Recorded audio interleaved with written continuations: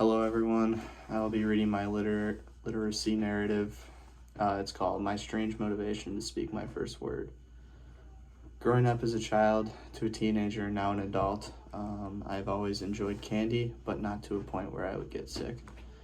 However, there was one type of candy that I always loved and still do. That candy would be a lollipop. I did not know why it was that type of candy, but every time someone asked me if I wanted a lollipop, I could not refuse. Once I grew up to be a little older, my parents told me the story behind my original love for a lollipop. It all started when I was just a few months old. It turned out that there was a non-cancerous lump near my skull known as a dermoid cyst. Stressful times hit my parents as they prepared to send an 11-month-old infant off to surgery with 100% trust in a surgeon. The surgery went as planned, and I had no issues or complications after it was finished. Well, not exactly, that's not 100% true. There was still one small complication.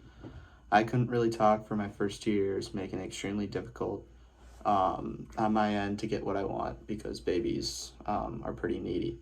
However, my parents enjoyed the peace and quiet as they had to deal with a 5-year-old and a 3-year-old girl. While my parents enjoyed my quietness with a few moments of crying, they did feel as an obligation to be good parents to hire a speech helper so I can finally say my first few actual words. Now, being as an infant, I don't remember what this woman looked like, how these sessions happened, or even what her name was. For the first few weeks, my parents and the speech helper did not see much progress being made, but stayed patient for a few more weeks. Those few weeks passed and I was still not progressing or still speaking actual words. It was not until a month and a half that my speech helper figured out what worked. Without my parents' approval, she brought in lollipops. After a few days of bringing in lollipops, she started to make progress with me. One day, I had said my first word. It was not mama or dada. Strangely, it was enough pop. Apparently, lollipop was too long for me to say, so I started off with a simple pop. Listening to this story, told from the perspective of my parents, I could tell they were a little disappointed. However, my speech therapist motivated me to say my first word, even though it was not the first word my parents wanted to hear. After the first word was spoken, I was motivated to learn more words so that I could enjoy more lollipops, or as I called them, pop.